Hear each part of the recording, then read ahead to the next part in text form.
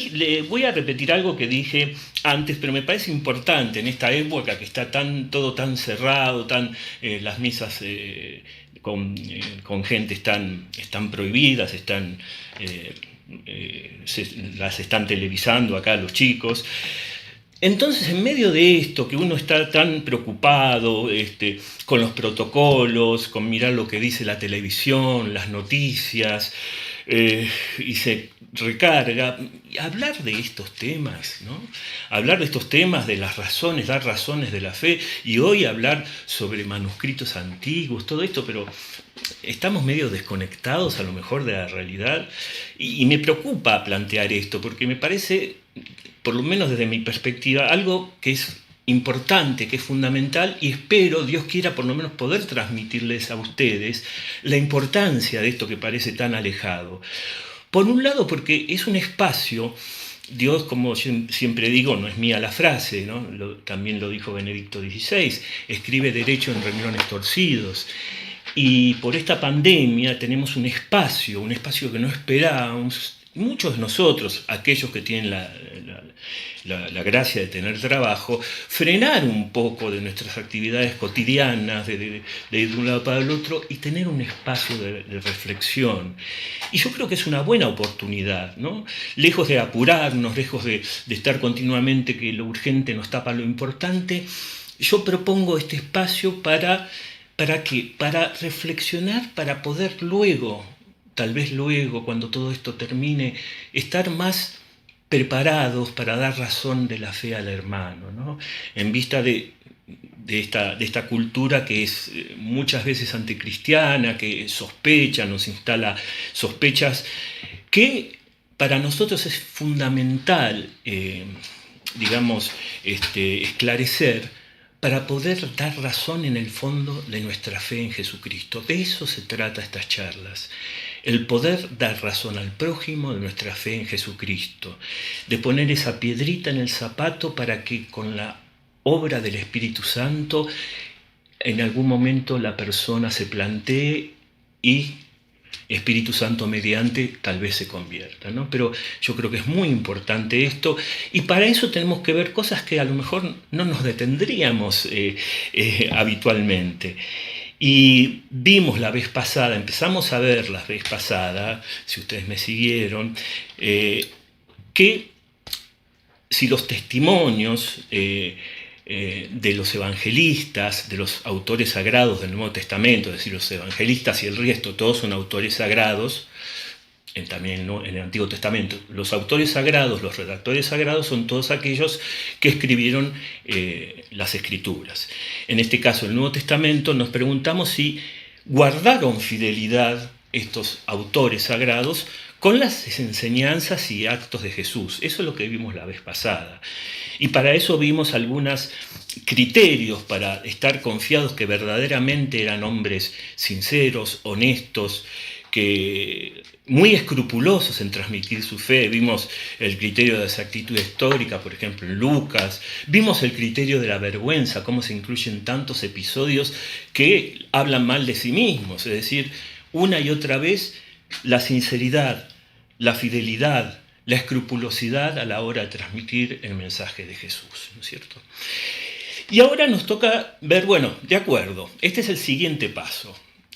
Hoy, ¿qué vamos a ver? Bueno, podemos aceptar entonces que los relatos de Jesús se transcribieron fielmente, el relato de los hechos y las palabras de Jesús y, por supuesto, su resurrección, ¿no? Pero, ¿tenemos ahora lo que se escribió entonces? Es decir, no puede ser que se hayan acumulado errores a lo largo de 20 siglos, que haya habido una especie de efecto de teléfono descompuesto, esta vez lo dije bien, Pepe, el juego del teléfono descompuesto de que se transmite unos a otros y al final terminan diciendo cualquier cosa. Supongo que los que tienen más experiencia se acordarán de ese juego. Y estos son verdaderamente objeciones que se ponen. ¿Tenemos realmente lo que se escribió entonces? Y no nos olvidemos algo, como el abogado del diablo. Recién en 1440, mediados del siglo XV, Gutenberg inventó la imprenta. Es decir, que hasta ese entonces dependimos de esa valiente iniciativa, especialmente de los monjes copistas, pero después que se incorporaron también otros. Los monjes copistas fueron fundamentales, especialmente en la Edad Antigua, pero también otros tantos que se incorporaron. Y bueno, estos monjes obviamente estaban sometidos a las condiciones de su tiempo, la escasa luz que tenían, la fatiga. Imagínense lo que significa copiar un manuscrito tras otro. ¿Por qué había que copiarlos? Y porque los manuscritos, es una tontería lo que voy a aclarar, obviamente no había internet, no había manera de descargar digitalmente esos datos. Entonces había que copiarlos a mano, porque incluso los primeros manuscritos estaban escritos en papiro. Los papiros son materiales muy frágiles porque son de fibra vegetal y se van deteriorando. No tenemos hoy en día los escritos originarios. ¿Por qué? Porque los escondieron, porque no, simplemente se deterioraron, porque en el medio que lo pusieron, es decir, los papiros,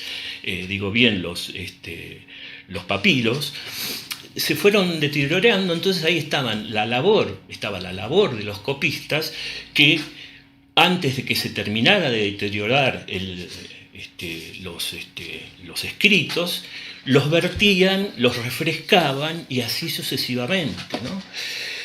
Después de los papiros, que son los más escasos, ¿no? También había pergaminos, vitelas, o sea, esto se usa en la piel de los animales para transcribirlos un poquito más perdurables.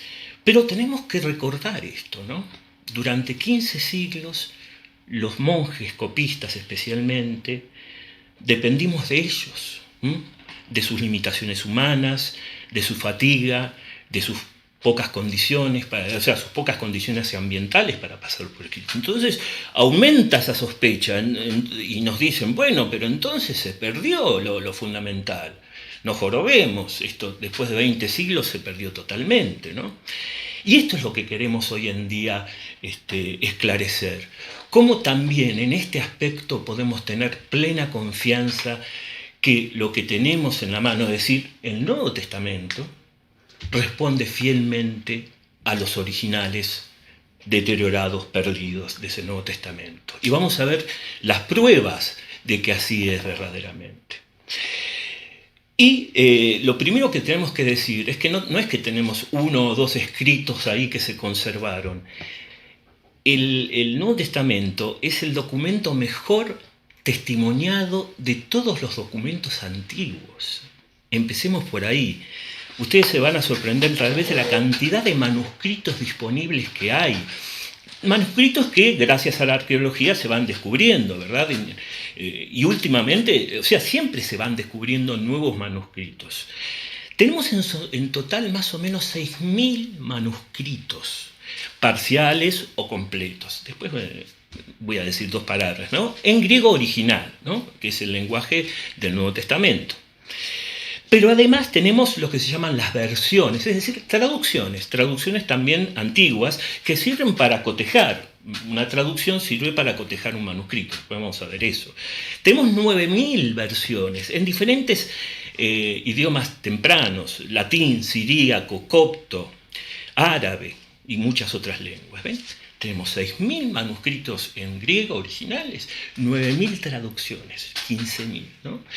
Y además, una fuente muy importante es las citas de los padres de la Iglesia. ¿Se acuerdan lo que son los padres de la Iglesia? Esos primeros pastores, muchas veces obispos o papas, santos, y a veces también doctores de la Iglesia, gente que en los primeros siglos escribió, defendió la fe contra aquellos que lo perseguían en el Imperio Romano. Y las obras de los padres de la Iglesia, que son muy tempranas, tenemos los padres apostólicos que ya son de los primeros siglos, los padres apologistas, más o menos estamos ubicados en el siglo I, II, III, son muy tempranos, tienen 40.000 citas del Nuevo Testamento. Tal es así que si perdiéramos todos los manuscritos mágicamente del Nuevo Testamento, podríamos reproducirlos casi todos gracias a la cita de los padres de la Iglesia. Entonces, ¿qué estoy diciendo con eso? Está muy bien documentado Está muy bien documentado con escritos primeros, no con copias nuevas. Hay un montón de materiales. Y en contraste, tenemos, por ejemplo, obras clásicas como, por ejemplo, la Ilíada de Homero, que es la segunda mitad del siglo VIII a.C., ¿no? Mucho más antiguo. Los primeros manuscritos que se conservan de la Ilíada es de hace más o menos 1000 años después. 1000 años después. Acá estamos hablando de manuscritos de los primeros siglos para la Biblia. Y nadie va a dudar de que la Ilíada, por ejemplo, tenemos hoy lo que se tenía en ese momento. Y sin embargo, había un lapso de 1000 años. Y solamente se conservan 643 manuscritos. Fíjense, para comparar, qué bien documentada que está la Biblia en el Nuevo Testamento. Primer punto, ¿no?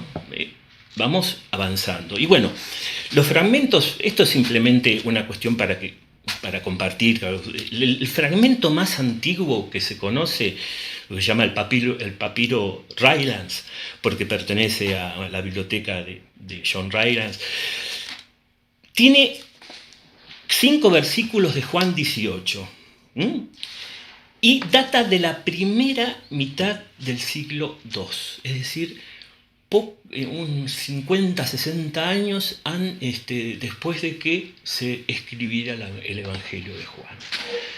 Poco a poco vamos avanzando en el tiempo y vamos encontrando cada vez más documentos, ¿no? Tenemos otros papiros del año 200, no quiero detenerme, pero por ejemplo hay un papiro, el famoso papiro 66, que conserva 2/3 del Evangelio de Juan. Y acá estamos hablando más o menos del año 200. Y están los códices. Los códices son como colección de cuadernitos encuadernados que contienen todos los libros del Nuevo Testamento. Y ahí tenemos 3 colecciones que son fundamentales. El Códice Vaticano, porque está en la Biblioteca Vaticana, el Sinaítico, que está en la Biblioteca Británica. Los británicos tienen muchos de estos documentos antiguos, y el Alejandrino, que también está en el Museo Británico. Pero lo interesante de esto, que datan también del siglo IV más o menos, y está todo completo. Tenemos muchos documentos muy bien atestiguados, ¿no? Y como digo, si uno lo compara con otros documentos del mundo antiguo, no hay con qué darle. Entonces, lo primero que tenemos que saber es que tenemos en la mano, y cada vez se descubren más, gran cantidad de documentos antiguos que atestiguan la fidelidad de las traducciones que tenemos hoy en día. No sé si alguno de ustedes no quiere intervenir, decir algo. Y ponerle si alguien te dice. Ahí ¿no? Está, a ver. Sí, viene Sofi, tiene que hacer sus preguntas. No, es que, ¿por qué se cree que quiero llamar a Sofi? Para sus preguntas. Sí, Sofi, adelante, por favor. Que me cambie de lugar. No puedo creer que Sofi quiera aparecer en cámara. ¡Qué bueno! 2 milagros juntos por uno. Sí, ¿cómo que no querés? Si te paraste y te pusiste ahí. Vamos, Sofi. Bueno, dale, digo. Vamos. Adelante. ¿Qué pasa si alguien viene y te dice, bueno, sí, están todos los manuscritos, no sé qué? Pero, ¿y si alguno mintió? ¿Y si alguno, qué sé yo, le mandó fruta? ¿O, qué sé yo, se equivocó? ¿O qué sé yo, estaba copiando, vio mal una palabra? Muy bien, y no supo y le mandó cualquiera? Muy bien, Sofi. Justamente de eso vamos a hablar hoy. Vamos a poner en el centro, por favor, estás presentando con preguntas, que es la mejor manera de presentarlo, que a veces a veces escribo sin ese gancho, y me sirve mucho esas preguntas porque disparan. Vamos a hablar justamente de eso, de los errores de copia, si esto puede producir ese efecto de teléfono descompuesto. Vamos a hablar si mandaron fruta. A ver, ya habíamos visto la vez pasada respecto de la fidelidad que tenían los redactores al mensaje original. Los copistas, a veces a un poquito de fruta se descubrió que muy poquita, pero en general lo que tienen que hacer es copiar el manuscrito que tienen a la vista. Entonces no hay espacio para creatividad, pero sí para algunas confusiones que ahora vamos a ver, pero que son mínimas. Digo de estos desde el primer momento. A ver, los textos, todos los textos que tenemos hoy en día, las mínimas variantes que después vamos a ver que se descubrieron, no afectan en absoluto la fe de Jesucristo según la Iglesia lo ha proclamado a lo largo de los siglos. Esas mínimas variaciones que, como decía Sofi, producto de transposiciones, ya lo vamos a ver, no afectan en absoluto el contenido de la fe. Vamos a ver que son mínimas. Hay una pregunta, sí, Claudio, por favor, dice sí, que, adelante. Pregunta Marta Zavala. Sí, Marta desde México. ¿Qué tal, Marta? Buenos días. ¿Todos los escritos están en el mismo idioma? Sí, todos los escritos del Nuevo Testamento están en griego, Marta. Si bien hay algunas tradiciones originales que se mantienen en arameo. Por ejemplo, la palabra Abba es una palabra aramea que es original, que se mantuvo originalmente porque quiso conservarla Marcos en ese... Pero los escritos del Nuevo Testamento están escritos, perdón, la redundancia, están todos en griego. Sí, Marta, gracias. Entonces, para tratar de responder a esta pregunta, esta objeción muy lógica que puso Sofi, existe lo que se llama una ciencia. Esto es una ciencia. ¿Por qué es una ciencia? Porque no se necesita fe para ejercerla. Estos son eruditos y muchas veces hay eruditos no creyentes o eruditos agnósticos o incluso judíos que ayudan en la crítica textual. Esta es la ciencia de la crítica textual. ¿Qué significa esto? Nosotros nos podemos preguntar, ¿no? Bueno, pero si hay tantos documentos, ¿para qué crítica textual? ¿Para qué analizar esos escritos? ¿Qué sentido tiene? Justamente, el tema es que el estudio de las copias es un estudio de copias cuyo original desapareció. Entonces, se necesita aplicar esta disciplina para tratar de establecer cuál es la redacción más exacta posible a partir de todos los manuscritos que se tienen. Y ahí se va mejorando día a día la traducción de la Biblia. Hay una cosa que adelanto ahora, me parece mejor, que es esto. Si uno tiene, por ejemplo, una Biblia del siglo XVIII, dice, está 2 siglos más cerca del original. No. Las Biblias de hoy en día son mucho más exactas. ¿Por qué? Porque se dispone de muchos más manuscritos y además se hizo un análisis mucho más profundo y además se descubrieron manuscritos anteriores a lo que tenían disponible los eruditos que tradujeron esas Biblias antiguas. Entonces podemos estar plenamente seguros que cada versión de la Biblia que se publica es cada vez más fidedigna que la anterior, perdón. Se acerca cada vez más al original. ¿Por qué? Porque se tienen más copias para comparar, se las descubre, son más antiguas, gracias a la arqueología, y se puede aplicar mejor esta ciencia que es la crítica textual.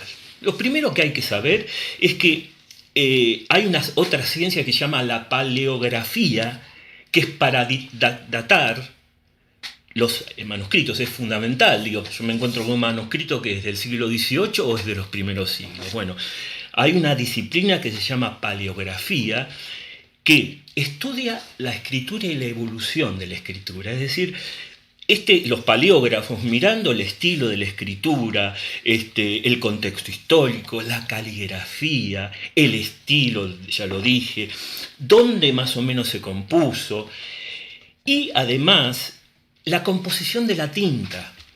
¿Qué tinta se usaba en cada momento, ¿no? El soporte, es decir, si es un pergamino, si es un papiro, si es una vitela.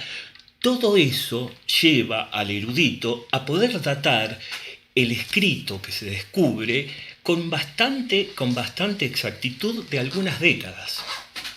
Entre paréntesis, la famosa prueba del carbono 14, que muchos de ustedes conocen, que se usa también para datar fósiles, se aplica mucho menos porque necesita la destrucción de parte del manuscrito, entonces se limita, si bien ayuda a la exactitud, pero estamos hablando, sin el famoso método del carbono 14, de solamente unas décadas aplicando la paleografía, es decir, el análisis del estilo, la caligrafía, el idioma, o sea, la versión del idioma, porque el griego también fue evolucionando a lo largo del tiempo, y también según la época.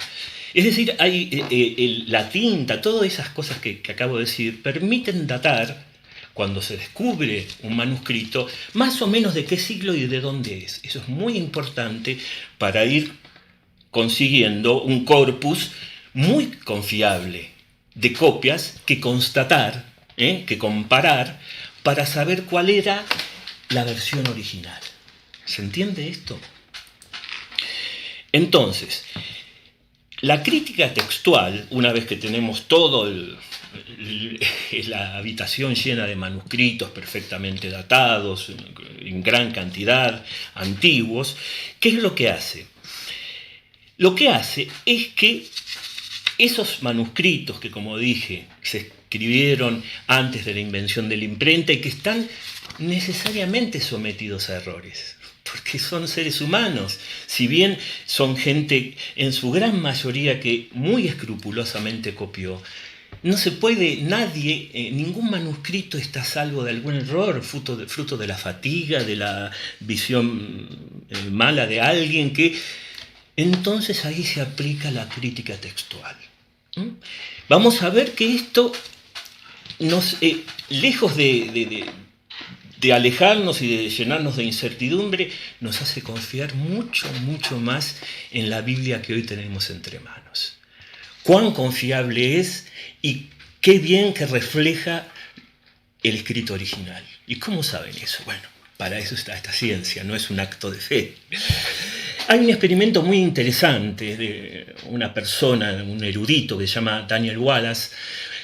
Fíjense, me pareció muy interesante citarlo, ¿no? Él es especialista en estos temas y en sus clases hace una especie de experimento que prueba la posibilidad de reconstruir un texto perdido, y lo hace con sus alumnos, gente que no está iniciada en este tema de la crítica textual ni en la paleología, son alumnos o concurrentes simplemente que no saben, o sea, son gente común como nosotros.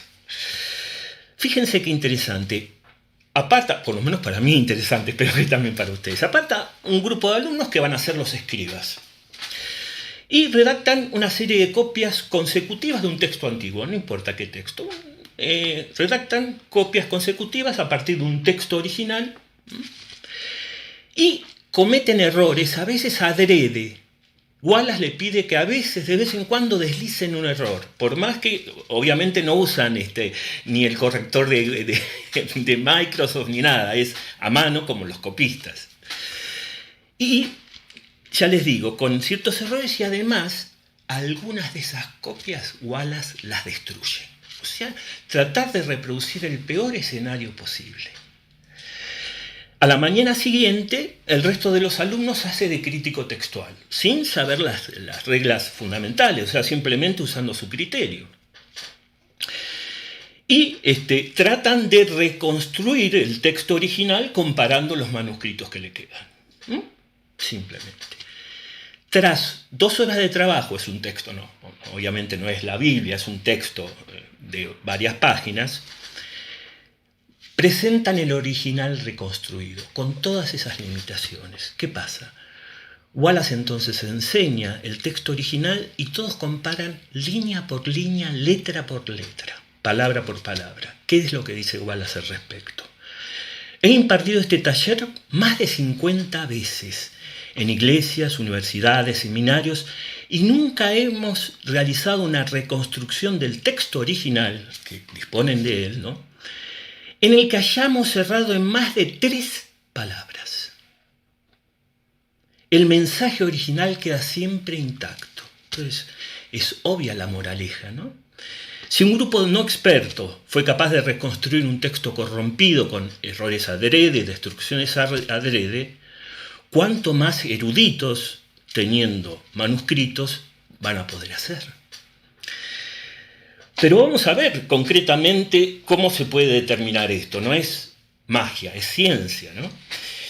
Si quieren ustedes, por favor, interrumpirme, pero básicamente la gran mayoría de los... O sea, lo que estamos hablando son de las discrepancias, ¿no es cierto? Se entiende esto, tenemos todos los manuscritos, especialmente los manuscritos tempranos. No voy a trabajar sobre un manuscrito del siglo XVIII, queremos manuscritos tempranos, manuscritos que sean de los primeros siglos, ¿no? Que están más cerca del original. Bueno, a veces surgen en una copia algún error. El 99% son errores ortográficos, o sea, errores donde, que son los de más fácil resolución porque se aplica el criterio, digamos, de la obviedad, del sentido común. Muchas veces son omisiones o sustituciones de letras por fatigas del escriba. Un ejemplo típico, por ejemplo, en un manuscrito, doy un solo ejemplo, pero para ilustrar lo que estoy diciendo. Pienso que es interesante. Un escriba, en una copia concretamente, encuentran la letra I, en griego kai, que significa I, la conjunción I. Cuando en el contexto y en el resto de las copias se quería decir Señor, Kyrios. Entonces es obvio que esta persona, por fatiga, en lugar de escribir Kyrios, escribió Kai. Fue una fatiga. Entonces, ¿cómo podemos saber? Es obvio el contexto y el resto de los manuscritos dice Kyrios. ¿Ven? Este pequeño error de ortografía es muy fácil de subsanar, comparando el resto de los manuscritos y viendo el contexto.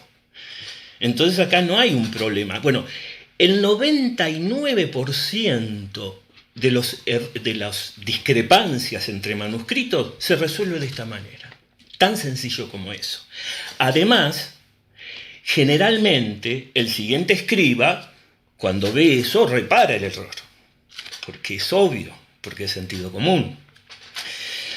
Pero a veces hay, en el 1% restante, hay también diferencias en la redacción. Por ejemplo, transposiciones. En griego, que se usan esas famosas declinaciones que también se usan en el latín, aquellos que tuvimos latín nos torturaban con esas declinaciones, el genitivo, el acusativo, el dativo. Bueno, el griego también usa declinaciones. Vos te salvaste, ¿no? Del latín, ¿no, Sofi? Inglés nomás. Yo creo que hoy en día... Pero no... hay idiomas que usan declinaciones, el alemán, por ejemplo. El alemán usa declinaciones. Ajá, bueno. Entonces los que saben alemán también saben este tema. No es mi caso, es solamente ese. No, bueno, está bien, pero vale la... Hay un idioma romance moderno que conserva esa pesada carga de las declinaciones. La cuestión es esta.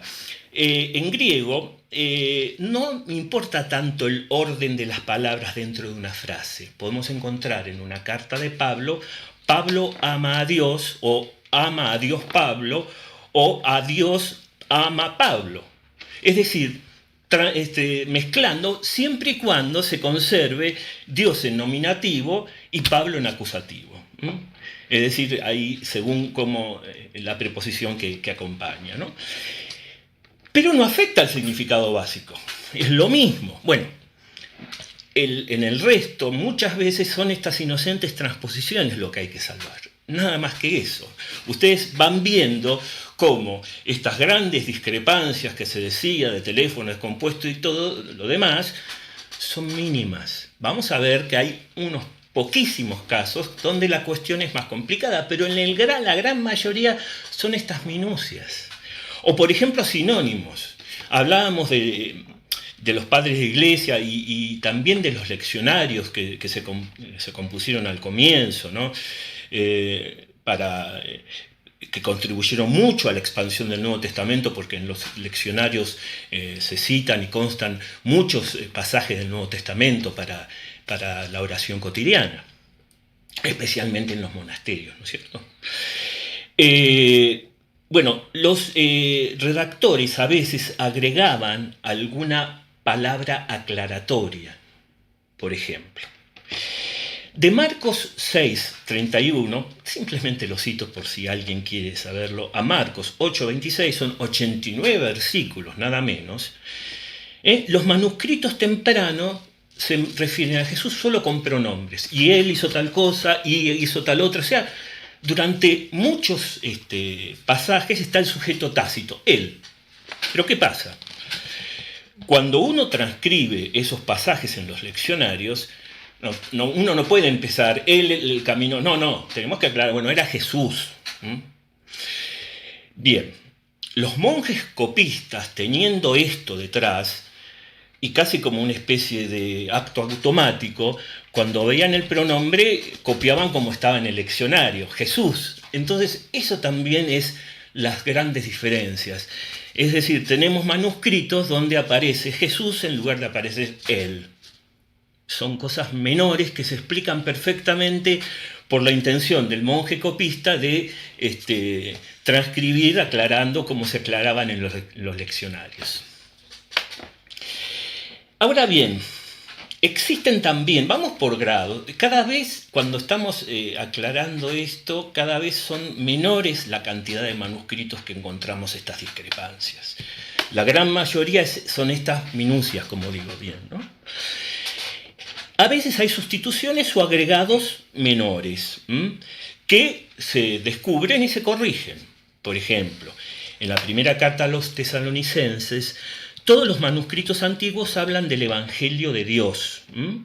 Primera Tesalonicenses 2.9. Bueno, hay una copia medieval tardía que decía el Evangelio de Cristo. Es muy improbable que una copia tardía reproduzca el original.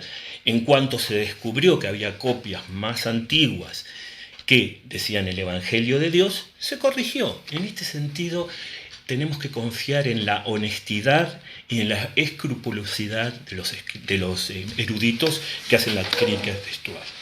En cuanto se descubre alguna de estas discrepancias y se ve que es más antigua, se corrige. De todas maneras, por supuesto, como digo, no afecta a la doctrina, porque estamos en el mismo registro.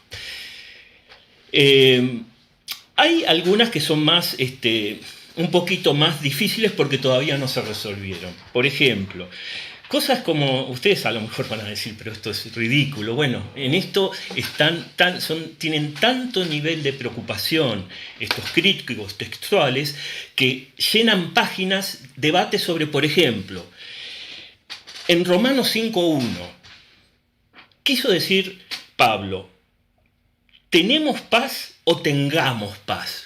Esa minucia, sí, en esa minucia. ¿Por qué? Porque es la diferencia entre una letra omega u omicron que lo sitúa en el subjuntivo o en el indicativo. Entonces ahí los manuscritos que se tienen no pudieron esclarecer bien si dijo Pablo originalmente ¿tenemos paz o tengamos paz? Fíjense, para que tengamos paz nosotros mismos, ¿qué cosas mínimas? ¿En qué cosas mínimas consisten las discrepancias? Y que en el fondo, tanto si tenemos como si dice tenemos o tengamos paz, no nos cambia nada. Y en el momento que se descubra una copia más antigua, seguramente va a aparecer la corrección como corresponde. Hay momentos que este tipo de cosas están en discusiones, pero son cosas de eruditos, no nos afectan. ¿Por qué digo todo esto? Porque son totalmente injustas las acusaciones de teléfono descompuesto, porque a la hora de ver seriamente en qué consiste la labor de los copistas, sí, por favor, la labor de los eruditos que aplican estos métodos, vamos a ver que son muy menores. Sí, Jorge, por favor.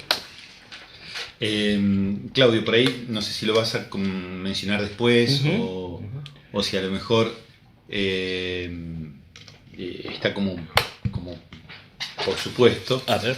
Pero así como uno puede llegar a los textos originales griegos, que son los evangelios tal como los tenemos ahora,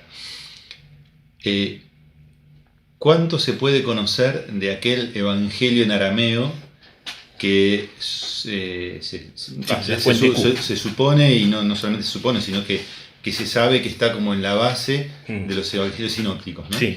¿Cuánto por estos métodos de investigación, de estudio, se puede conocer del Evangelio en arameo? Sí, esa es la hipótesis, la llamada hipótesis de la fuente Q, o Quelle, que es fuente en alemán.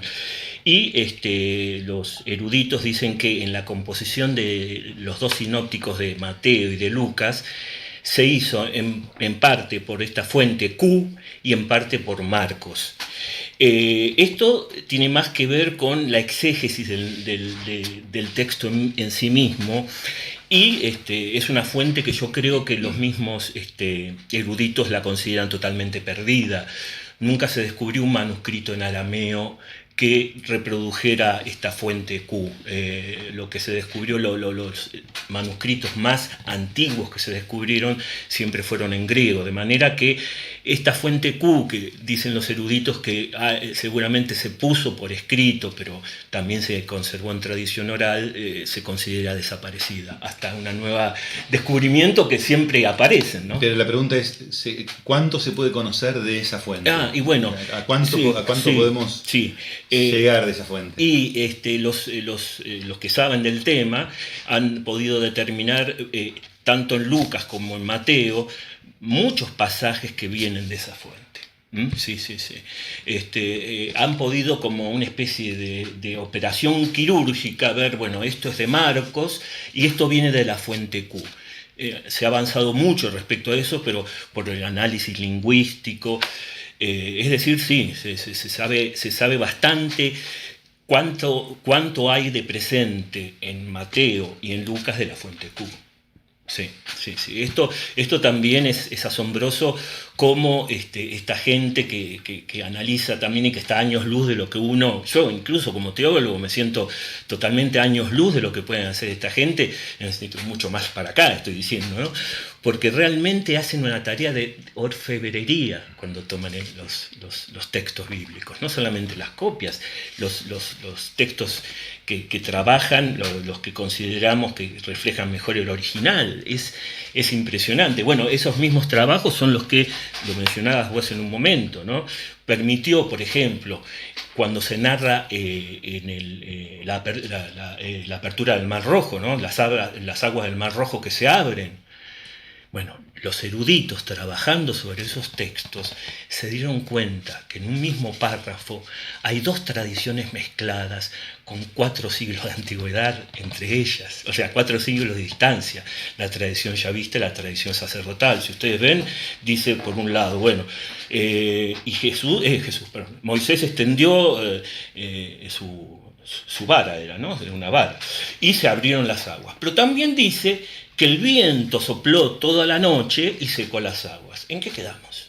Bueno, ahí los eruditos, aplicando estos métodos tan complicados para nosotros, determinaron, no, el redactor sagrado, sacerdotal, en la época del exilio, compiló esta primera tradición, que era la de que sopló el agua y secó el Mar Rojo, para mostrar que en realidad un mensaje teológico, así como Dios abrió las aguas al principio en el Génesis, separó lo mojado de lo seco, para que en lo seco pudiera el hombre habitar, así también el Éxodo es una nueva creación. Fíjense, ¿ven? Hay un significado teológico, no es engañar, es transmitir algo muy lindo y muy profundo, que gracias a estos eruditos podemos llegar a saborear mejor el texto. Y entender cómo el redactor sagrado, ante unos judíos que estaban en el exilio, se les había destruido el templo, estamos hablando del siglo VI a.C., en medio de esta desazón, estaban exiliados, imposibilitados de practicar en el templo, tentados de dioses, de mitologías extranjeras, evangeliza la cultura con este mensaje donde Dios está presente desde el principio. Así como separó las aguas, así también desde el principio, lo mojado y lo seco, el Éxodo también es una nueva creación y todavía estamos en las manos providenciales de Dios. ¿Ven? Para este tipo de cosas sirve esa especie de erudición que se aplica a los textos, para degustar mejor.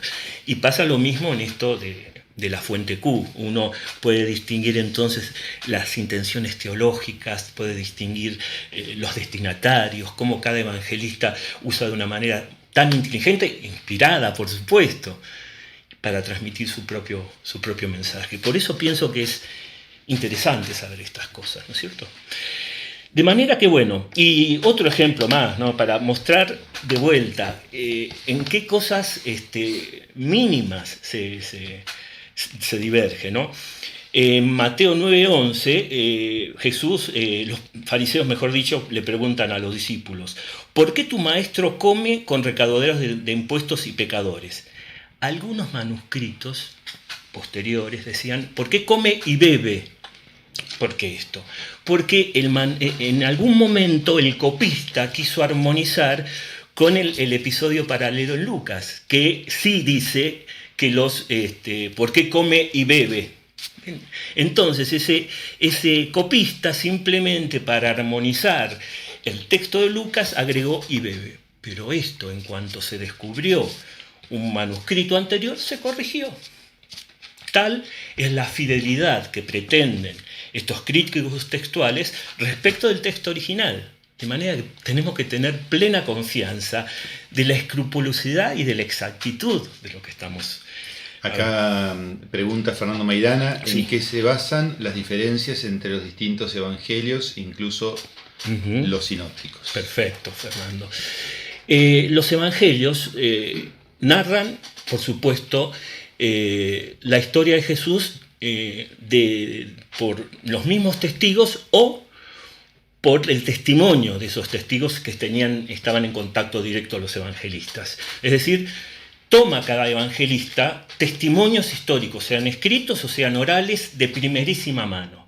Ahora bien, dicho esto, de la fidelidad histórica que tienen, cada evangelista tiene su propia teología y ordena los textos con su propia intención. No es lo mismo un Mateo que escribe a comunidades judías, que hasta, por ejemplo, dice el reino de los cielos y no el reino de Dios, para no ofender a sus oyentes judíos, lugares, pero siempre de primerísima mano.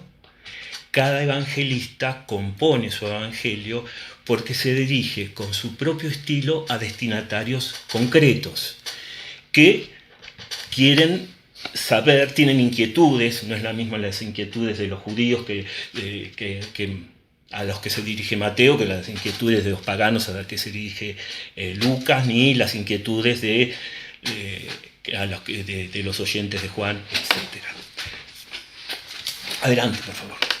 Sí, lo que vale la pena siempre recordar es que la intención de los evangelistas no es hacer un relato histórico como quien filma, un periodista que filma las cosas que están sucediendo exactamente.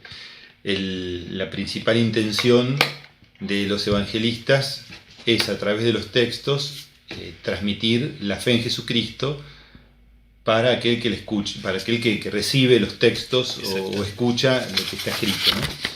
Entonces, por eso vamos a encontrar que en los evangelios no son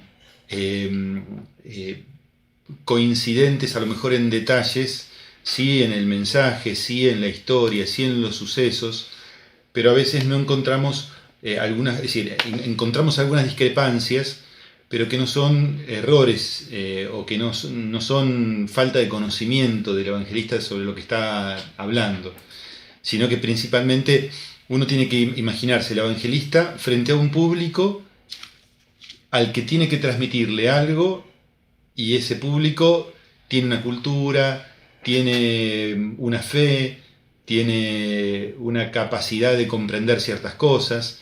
Claudio, vos recién decías lo de los distintos oyentes, ¿no? Claro. Es decir, el judío conoce las tradiciones judías y hay cosas que no hay que explicarles, porque vos se las decís y ya sabe de qué se está hablando. Pero el griego, que viene del paganismo, no conoce las tradiciones judías. Y entonces, cuando Lucas quiere explicarle al griego que viene del paganismo por qué sucedió tal cosa, se detiene en detalles y en explicaciones que Mateo no se detiene porque los oyentes ya lo saben, ¿no? Claro. Entonces, ahí vemos cuál es la diferencia entre los detalles que aparecen en Lucas, los detalles que aparecen o que no aparecen o que están supuestos en Mateo. Y lo otro que es interesante Es decir, eso respecto de los sinópticos, que son muy parecidos entre ellos, y vemos, como decía Claudio, que hay fuentes comunes en donde los redactores, Mateo, Marcos, Lucas, se basan para escribir el Evangelio que quedó definitivamente escrito. En el caso de Juan, que lo vemos muy diferente a los otros, claramente Juan no tiene el mismo interés histórico que tiene Mateo, Marcos y Lucas. Es decir, podríamos decir, tiene una pedagogía distinta, así como hoy día encontramos distintos métodos pedagógicos en educación, y hay, qué sé yo, en jardín de infantes yo no tengo idea de pedagogía, pero sí, por ejemplo, he escuchado cosas que es distinto el método de Montessori para explicar, para hacer llegar distintos contenidos a sus alumnitos en el jardín de infantes que el método de otro pedagogo, ¿no? Es decir, hay elementos, hay tácticas, hay estrategias, hay modos que utiliza un pedagogo, un maestro, un docente para transmitir determinados contenidos. Podríamos decir que Mateo, Marcos y Lucas tienen como el mismo método, y Juan tiene otro método. Y el método de Juan es mucho más, apela mucho más a lo simbólico, apela mucho más a largos discursos, para llegar con sus contenidos a sus oyentes. Claro. Y entonces es interesante ver esto, ¿no? Porque vemos el mensaje, que es el mismo mensaje, coincide el mensaje, coinciden los hechos, los grandes hechos, ¿no? Pero después hay cosas que no coinciden, pero justamente por estos métodos que cada uno tiene para hacerle llegar el mensaje a sus oyentes. Claro. Yo creo que eso es la riqueza del Evangelio, porque nosotros tenemos la gracia de poder tener los 4 evangelios. Por ahí los griegos tenían solo el de Lucas y los judíos tenían solo el de Mateo. Y nosotros tenemos los 4, y de los 4 podemos también comprender y profundizar mejor el mensaje, el único mensaje que es el mensaje de Jesús y la vida de Jesús también. Por supuesto, gracias. Sí, y recalcar lo que dice, un poco lo había yo mencionado, pero lo marcó muy bien Jorge. Cada evangelista tiene a su disposición material histórico de los testigos de primera mano, pero lo manejan libremente porque adulterando no, porque tiene en cuenta lo que quiere transmitir a sus oyentes concretos situados en cierta cultura, en cierto lugar, con sus propias preguntas y su propio... Mira tus oyentes. No, perdón, creía que querías intervenir, por eso sí. Me desvié así porque creía que... Sí, quería intervenir, pero dejaron que Pepe... Bueno, no.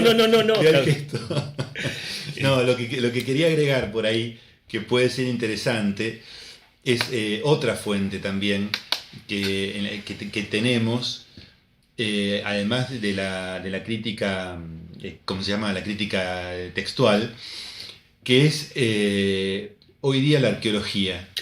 Y la arqueología, en Tierra Santa, la arqueología la llaman el quinto evangelio. ¿Por qué? Porque muchos datos que aparecen en la Biblia, en la Sagrada Escritura, en los evangelios, después son constatables en los lugares donde sucedieron. Es decir, uno lee las cosas que sucedieron en torno al mar de Galilea, en la sinagoga de Cafarnaúm. Uno dice, bueno, la sinagoga de Cafarnaúm. Cuando uno lo lee, dice, bueno, habría habido una sinagoga en Cafarnaúm. Hoy día uno va a Tierra Santa y vas a Cafarnaúm y está la sinagoga. Y la sinagoga se descubrió ahora unos 20, 30 años atrás, que empezaron a excavaciones y de pronto apareció una sinagoga ahí abajo, ¿no? Y ahora empezaron, y después encontraron las piedras tiradas y empezaron a reconstruir la sinagoga, empezaron a reconstruir las piedras. Después lugares que pudieron descubrir, por ejemplo, por qué aparecían los romanos tantas veces en Cafarnaúm, el soldado romano, el que Jesús le cura a su servidor, y se descubrió que en Cafarnaúm estaba la base de la legión romana de Galilea. todo el mar de Galilea, la base está, y están perfectamente, uno puede ver todo lo que eran las casitas de los judíos y después las casas bien militares de los romanos, como se dice, ordenadas militarmente, ¿no es cierto? Con ese modo esquemático de organización militar. Entonces, bueno, todas esas cosas son muy interesantes porque eso confirman y reafirman también lo que uno lee en los textos bíblicos. Claro, eso, ¿se acuerdan que algo de eso habíamos referido la vez pasada cuando hablamos de la fidelidad original de los redactores del Nuevo Testamento, que eso está también confirmado por los descubrimientos arqueológicos, no solamente por la intención interna de los redactores, la honestidad, sino que confirmado por los descubrimientos que verificaban lo que iban diciendo los autores sagrados, ¿no? Especialmente poníamos el ejemplo de Lucas. Pero bueno, para redondear, hay un mito popular, ¿no? Que dice que a medida que pasa el tiempo, entonces nos alejamos cada vez más del texto original perdido en el Nuevo Testamento. Y es todo lo contrario. Hay una famosa versión, la King James de 1611, que es una Biblia protestante, que parece que tendría que estar mucho más cerca, al ser tan antigua, de las traducciones modernas. Y es todo lo contrario. Este texto, la versión que se usó, los manuscritos, apenas eran unos pocos anteriores al siglo X, apenas. Es decir, muy pocos y prácticamente del siglo X. Hoy en día no son nuevas traducciones para hacerlo mejor, son nuevas versiones que usan textos significativamente anteriores y muchos más, porque cada vez se descubren más. Y otra cuestión, para redondear. Recuerden que estamos hablando de una cultura de la memorización. Hoy en día sospechamos de la cultura oral, porque estamos tan acostumbrados a descargar nuestra memoria en los libros o en internet, por supuesto, que se hizo una especie de destronamiento de la memoria. Ya no sirve tanto la memoria porque está cargada en la nube, digamos. En cambio, estamos hablando, en este caso, de una cultura que estaba fundada en la tradición oral, la cultura hebrea. La cultura hebrea tiene lo oral muy importante, se pasa de generación en generación y además no es individual, es comunitaria, están unos para corregir a los otros. Es decir, hoy en día no valoramos esta cultura oral, pero antes era el fundamento de la civilización, y en este caso la hebrea, que transmitió todo la Biblia antes de que se fuera poniendo por escrito de manera oral. De modo que también tenemos que entender esto. De manera que, en suma, para cerrar esto, dos palabras, entonces, por un lado, la fe se extendió de inmediato a través de testigos fidedignos, testigos oculares fidedignos, en el contexto de una cultura oral. Y estos testimonios llegan hasta nuestros días en versiones perfectamente confiables del Nuevo Testamento, gracias a la crítica textual, entre otras disciplinas, que nos hace ver que los errores en las copias son mínimos. No tuve tiempo de referirme a todos, pero les puedo asegurar que la gran mayoría, el 99%, son mínimos, con estrictos criterios de autenticidad. Por eso, cuando tomamos las Biblias, el Nuevo Testamento especialmente en nuestras manos, podemos estar seguros que Jesús es el que nos habla a través de todos esos siglos de transmisión fiel de su palabra.